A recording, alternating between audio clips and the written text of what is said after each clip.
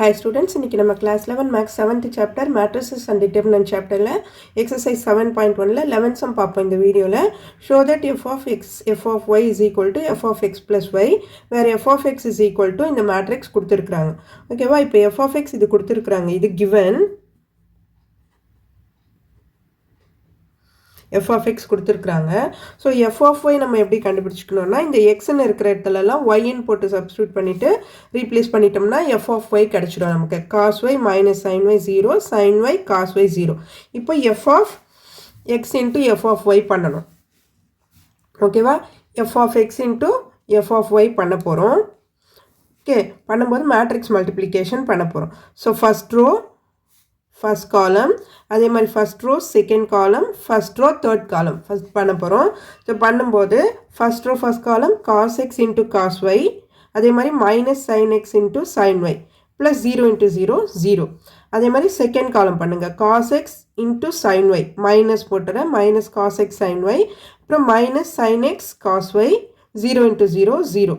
அடுத்தது first row third column அப்போ cos x into 0 0 sin x into 0 0 0 into 1 0 ஆயிடும். அடுத்தது பாருங்க second row first column பண்ணும்போது sin x cos y அதே மாதிரி cos x sin y plus 0 into 0 0.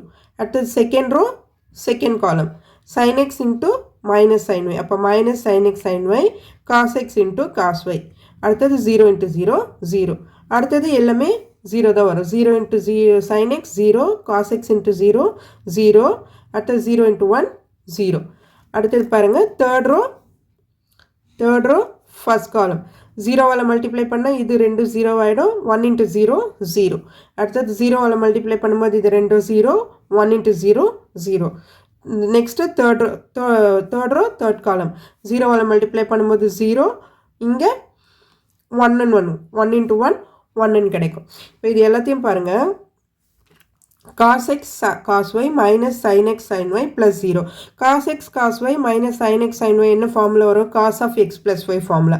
அடுத்தது minus cos x sin y minus sin x cos yன்னு இருக்கு இல்லையா?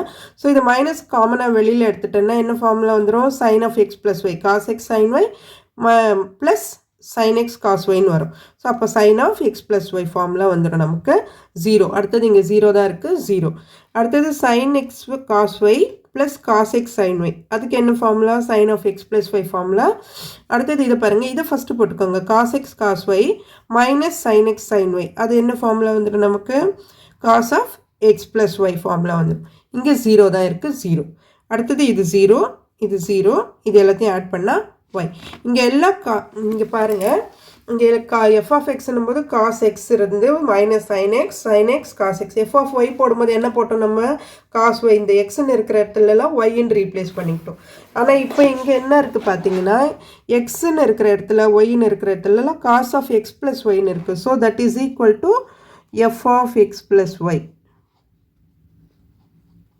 இல்லையா? f of x plus yன்னு எழுதிடலாம் இல்லையா? ஸோ இதில் இருந்து நம்ம LHS is equal to RHSன்னு ப்ரூவ் பண்ணிட்டோம். ஓகே, இந்த வீடியோ உங்களுக்கு யூஸ்ஃபுல்லாக இருந்ததுன்னா சப்ஸ்கிரைப் பண்ணுங்கள். மறக்காமல் உங்கள் ஃப்ரெண்ட்ஸோடையும் ஷேர் பண்ணிவிட்டு பாருங்கள் ஸ்டூடெண்ட்ஸ். தேங்க்யூ.